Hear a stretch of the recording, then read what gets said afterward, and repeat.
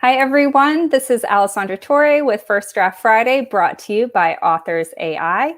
I am so excited by our guest today. I'm joined by Jack Pierce. He's going to be talking all about how to write horror effectively and what you need to know about writing in the horror genre. So welcome, Jack. It's great to have you here. Can you introduce yourself and let them know a little bit about you? I'm Jack Pierce. I am the author of Under Morning Star, Harvested Children, and about 8 or 9 other books. I've kind of lost count at this point.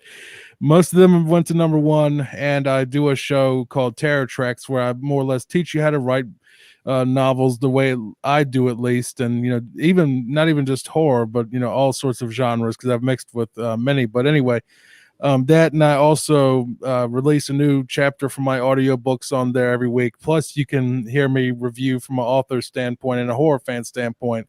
I do criticism of Are You Afraid of the Dark episodes at the end of each podcast. So it's something for everyone if you're into horror. So when we talk about horror, for a lot of our audience is aspiring authors and published authors, and we focus on craft. So when you're defining horror as a genre, if I'm an author and I'm not sure if my book is thriller or suspense or horror, what really defines a novel as being horror? The thing with genres with horror is horror has a lot of genres that are very, very close to it, like almost like brother or sister genres, like thriller, mystery, stuff like that. But the thing that really decides if it's a horror novel or not is dread. Dread is the main thing of horror because while I could show you a picture of Michael Myers, he's scary if he's in your house, but like the picture itself isn't really going to scare you. It's the dread of he's in the house, he's sneaking around, where is he? It's like that. It's That horror, anticipation and build-up. yeah. Horror is all about atmosphere and dread, or like the main things. Thriller is more like, I guess, like James Bond or something. Where it's more about, like, a thriller would be like a roller coaster, and a horror would be more like monsters under my bed sort of thing.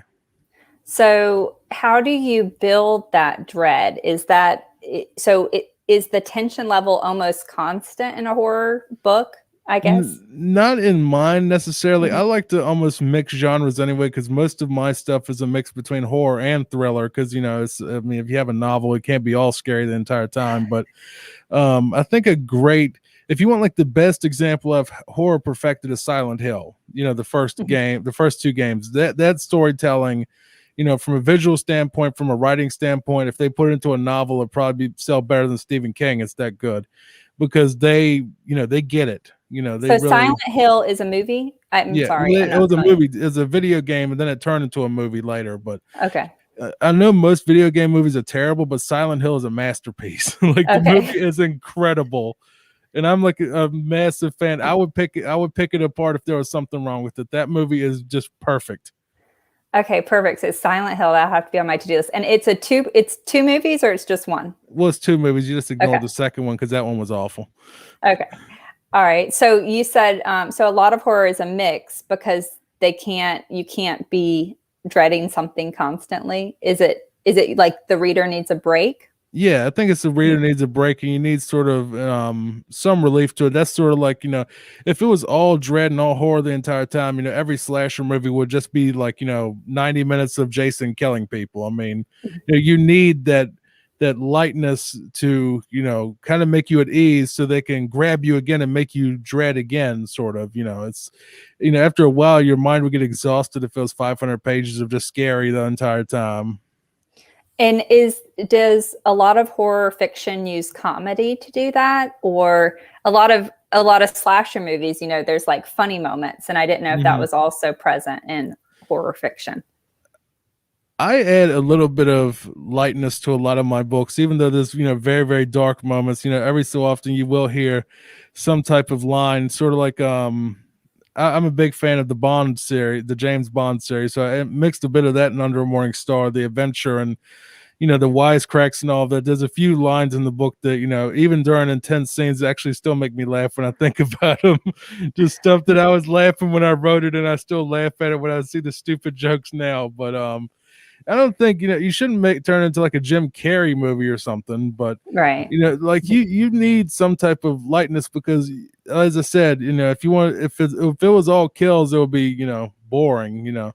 You have to have something in the middle to sort of pad it out. And I think a great example of that's sort of like with Stephen King's It, because you don't need necessarily comedy to do Mhm. that, but you have a lot of world building going on, Yeah. where I think the best type of horror is where you build characters that people care about and then you Mhm. kill them, because that's the best way to do it, I think. Because So go ahead. So when you talk about genre rules, like, so I come from a romance background and I also write suspense, but there are like certain rules we can't break, right? And I can't kill like my main character, typically. So with horror, main characters die all the time, and it doesn't matter if the reader is emotionally involved. Do you have to have a final girl? Does somebody have to make it to the end, or does sometimes the bad guy win? I'm trying to think through all my books when the bad guy won. Yeah, I mean, it really. I mean, you can. I guess it depends if there's a sequel, right? Like, no, because with my sequels, I have different characters like in the lead of every book. So it's mhm, there might be a chronological sequel, but there's like no book after Under a Morning Star yet, and then it has two books that are before it that were the Snow White Murders and Dreamer. Those were happened before Under Morning Star with different characters, but um the main thing, you can kill your main character, and you can kill him and have someone else take the lead, or kill him at the end, or kill him at the beginning, because that's what happened in Psycho, the movie.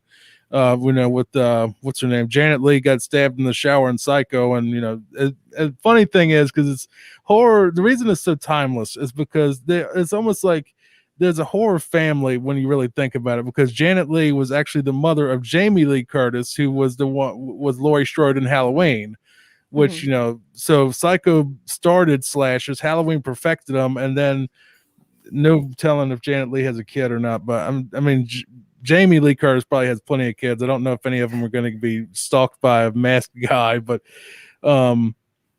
yeah. So I mean, you can play it any way you want. I mean, like Scream did the same thing. They took the idea of killing the person that you thought would be the main character as a very beginning of the film. And so horror, you can kind of move your main character all around, and trick the audience thinking that this is going to be the main person, and then you kill them and then someone else is, and all that. So you can do it a million different ways with horror. Are there any like genre conventions in terms of point of view? Is it almost always third person, or it's first person and third person? What's the norm?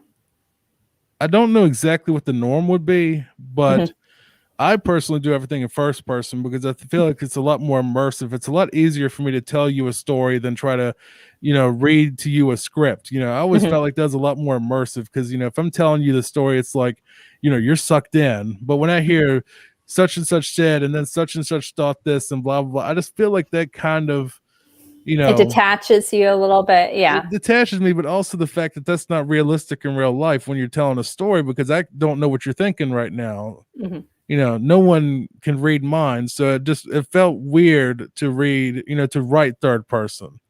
So I'm trying to work through that though, because if you are writing first person, are you writing first person and then the reader experiences the death of that character, or typically the character whose point of view you're in survives? No, I've had plenty of first person characters die, Uh-huh.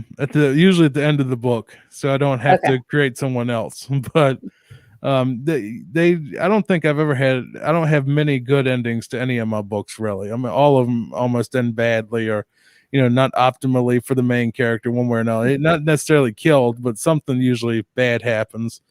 But yeah. Okay, can we talk about villains for a little bit? So with horror, villains are sometimes supernatural Hmm. and people. Is that correct? Or is Yeah, it it could be okay? either one. It can be either one. Okay. And are you ever in the villain's point of view? I've thought about doing that, and I'm actually planning on doing one about a professor that stalks his students on Facebook, and then uses that to kills them in different ways. And you get to see inside of his mind or whatever. I've kind of avoided that because I'm scared that the cops are going to grab him and say, "Oh, he actually did it," because I get really immersive and really into the characters when I write them. I'm scared that it's going to be, "Oh, we got you for this." This actually did happen, and you wrote this, so you must have been something. you always have that nervousness in your mind. When me and my editor were working on Under Morning Star, we looked at each other and I said, we have to start censoring things in this. There are certain things that are probably going to get us in jail or the nut house, but we had to tone down some things. And the line that I told him is, some things are better left implied. And that's what we did on some of this stuff. But because that was a very, very dark book. I don't know if there is I think we were really trying to hit for the fences with that one. So for those of you watching or listening, please shout out any questions that you have. So I want to make sure we get your questions answered as well. So when we're talking about that, like how far is too dark and things like that, is it gore levels or is it actions that the characters do that might be, just too dark, or where do you start to censor yourself there? Killing children and sexual assault are like my, kind of where I try to like limits. Yeah, limits where I try to stay away from those two, even though both of those happened in Under Morning Star, but the person that did it ended up getting, burned alive. So, punished something properly. bad happened immediately after. So, I mean, it wasn't like they got away with it or anything. No, they got torched in a very destructive way. So, and is gore a common? How gory do you go? So in romance, we have different levels of like explicitness of sex. So I was curious, in horror, are there different subgenres of horror where some are more bloody, or is most of that sort of skimmed over, and the focus is more, like you said, on the anticipation and the dread? For me, I don't really write that much gore because I think that, there's a certain level of it that's necessary. But one thing that bugged me, and I know this is kind of left field a little bit, but I think people will understand when they put out Mortal Kombat 10, because I'm a massive like Mortal Kombat freak. They put it out and all the fatalities were so gory that it just made me uncomfortable. I'm like, Mortal Kombat is supposed to be goofy, and like the guy, like he blows himself them up. like dancing. Like they're doing like the dances and stuff. It's stupid. But when you go too far with the gore, like Hostile or the newer Mortal Kombat game, it becomes more unpleasant than comical because it just. Yeah, I just think that and jump scares are the two worst things in horror at this point, honestly. I mean, when you look at any Halloween movie, how many of those had, big gore and guts and everything, or even the Friday the 13th movies had more, but nothing like, the opening from Scream, which was disgusting. But, so I think gore is necessary, but not over the top. Once you get it over the top, it looks kind of stupid. And that was another thing on my list of things to ask you, is jump scares. Like, so most of my experience with horror is movies, right? I've never read horror except when I was a child or a teenager.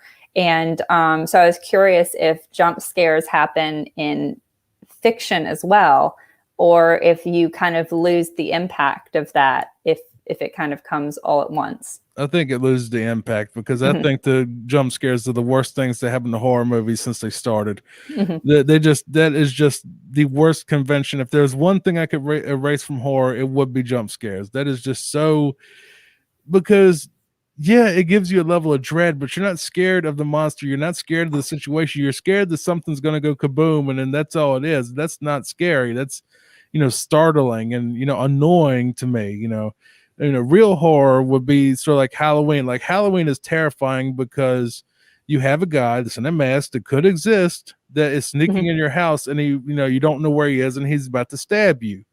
That's scary. Like, I think the atmosphere, when you're talking about movies, atmosphere is a lot more than jump scares. If you watch the original 2 Halloween movies, they're perfect.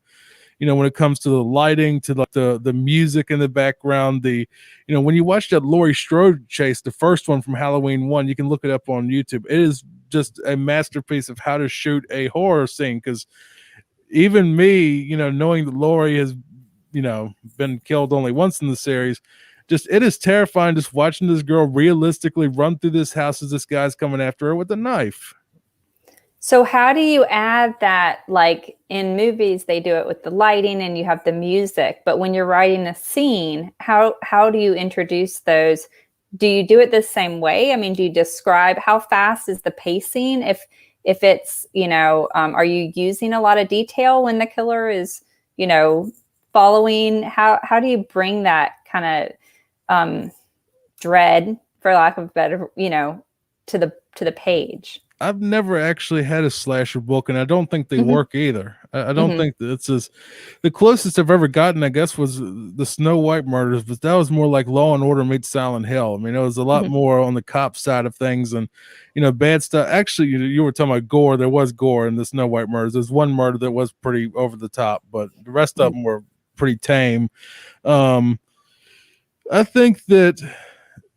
I don't know. I don't know the answer to that question because I don't write slasher fiction. And I don't think many people do either. I mean, it's just because slashers are really hard to do because, I mean, what are you going to do? Just follow camp counselors for, like 100 pages and then finally have them start killing people in the last, 25. I mean, I don't think it translates to fiction at all. Some people might, in the chat, might be correcting me now. I mean, the only one I can think of off the top of my head is The Hellbound Heart by Clive Barker, which was pretty much a script for Hellraiser. There really was no difference between the book and the movie. Like, it really was just a movie on paper, and that's what I try to write as. I don't try to get into the Stephen King of, trying to make something 1,000 pages. I try to, everything in the book is necessary, and if it's not, it gets cut. And so what's your normal length of a novel? Under Morning Star is 450. Snow White Murders is 400. Dreamer was 360-ish.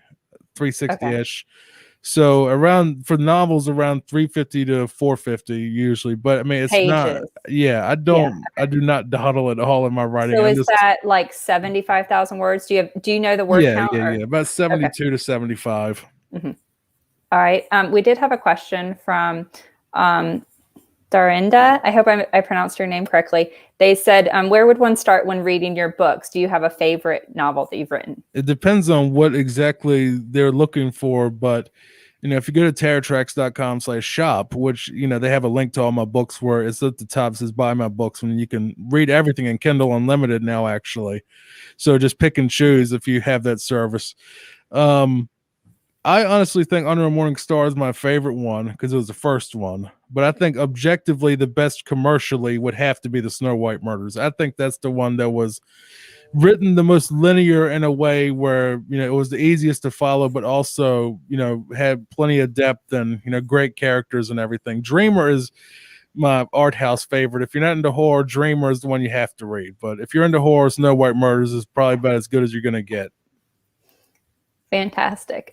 So when you said your books aren't slash or whatever, so is it typically one villain stalking or trying to kill one character or several characters, and that is one storyline? Is that no, I don't do it that way. It depends on the story, but Under a Morning Star was all about a cop that has flashbacks and nightmares to this town that he grew up in and, moved out of, right before a mass murder happened. So they sent him back to, go find out how the mass murder happened and why. And he basically just has a bunch of flashbacks to all these different scenes of what happened there. So it's sort of like, I'm more of an atmospheric, psychological Jacob's Ladder horror versus a Jason horror, and but I have like some more traditional stuff, like the shorter books, like Ghostwriter Murders, which is about as close to a slasher as we're ever going to get out of me. That was about a teenager that gets a typewriter that turns the town against each other. So that's fun. Oh, I love that. Somewhat. And it has sort of like a mystery element of, is it the typewriter that's committing these murders? Like, is he doing like some magic, or is there's someone like a slasher villain going and doing all these kills? So that's about as close to a slasher I've done. But I like, we're currently playing that Audible one on the show on tracks. So if you want to hear that, you can hear that in the middle section of every show. But yeah, I mean, I don't really have any of the, Michael Myers stalking teenagers things because I just don't think it fits on paper. I'm more of a psychological Silent Hill. Silent Hill is my thing, I'm gonna have to watch that. Silent Hill, the games were like my thing. They're what pretty much, even the main, I guess, overarching villain of the entire series, Omega, pretty much is Pyramid Head with a different look. Like, you'll see Pyramid Head in Silent Hill the movie, but Silent Hill just had this great sort of thing where it was scary, but everything had a really deep meaning to it. Like what Pyramid Head really represented was just so dark and creative that I just love that concept of it's basically just a guy's guilt manifested after he killed his wife. So it like follows him around with a giant knife. I love that.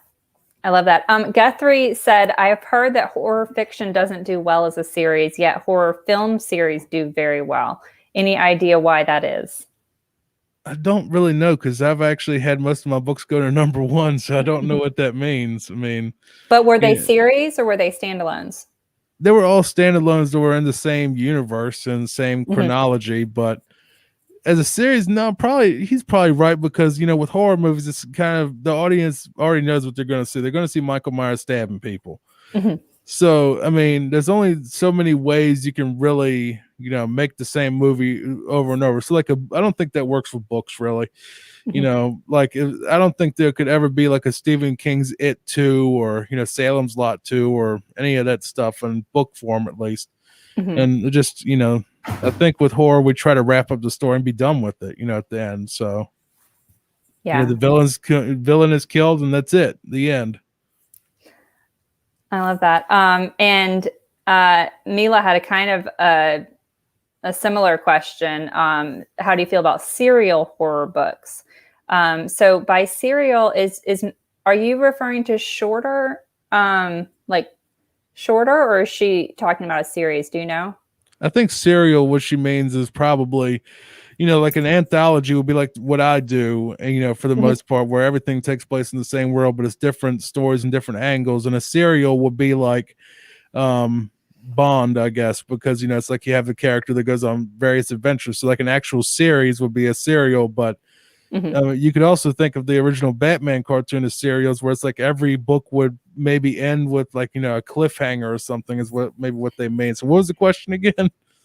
She said, how do you feel about serial horror books? And I think this question came in very close to Guthrie's, so they probably interlapped. But she said Dean Koontz and Stephen King did this, and I feel like they did it well. She said Green Mile is one example. So I'm trying to think how Green Mile would be, because that was a standalone book. Yeah. So yeah, Mila, I think we just don't understand the definition of serial, how you're using it. If you could give us some more. I think most of Stephen King's stuff was anthology, because anthology is a different story every time. Yeah, I think it's interesting. Like when you're talking about the keyboard, you really have like a huge playground that you can use when you're dabbling with both human psychology, but also if you can have paranormal elements. I'm using the word paranormal. I'm not sure if that's the right word, but another viewer said Green Mile was released in pieces as a serial. Okay. I didn't realize that. I'm just not familiar with that. I'm just not familiar with that format, so I don't have an answer for that. Yeah. Oh, I didn't know it was originally released in pieces. That's cool. Yeah, and Mila said the same thing. So, thank you both for cluing us in. So, sorry we don't have more information on that, but okay. So we only have 3 minutes left. So if anybody has any final questions for Jack, please shout them out.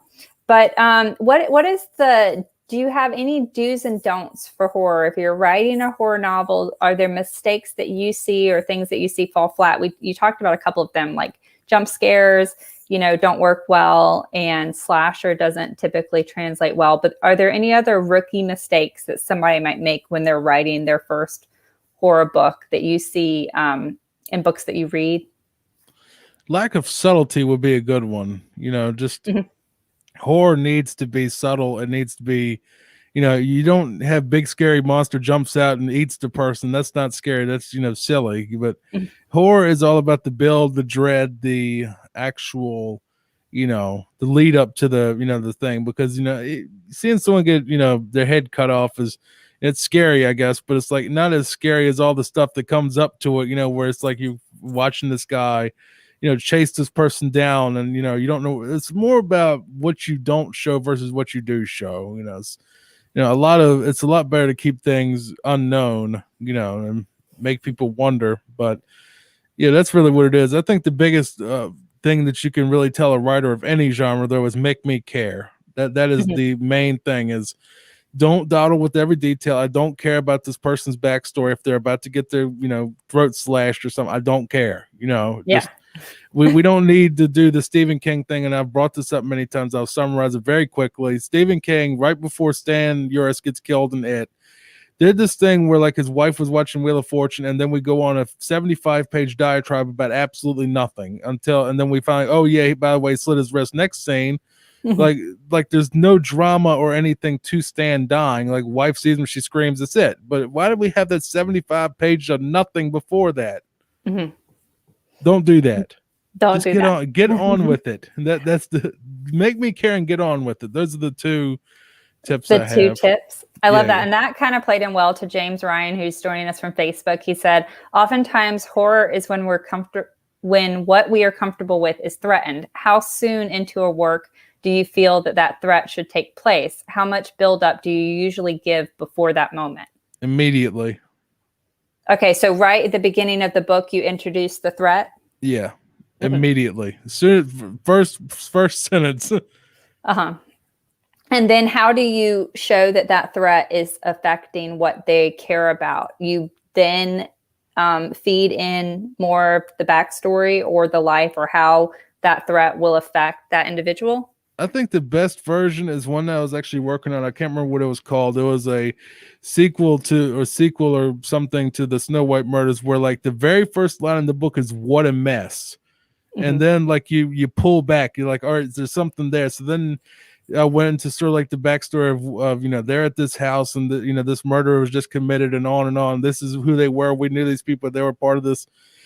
Great people of the community, on and on, all that stuff. And then after you sort of make people kind of wonder the entire time, all right, what happened? Then you show them this big grisly scene of the mess, sort of. So you have to really hook someone in the beginning to make them keep going. Because I feel like when you open with scenery shots and shots of the city and all of that, the people don't care. You need to grab something that's like, hey, look at this now. You have to get in here right now, sort of thing. And then you're like, all right, what happened? And then that's how you get them, and you just keep them hooked from then on. That's the biggest thing, is start with something happening like right now.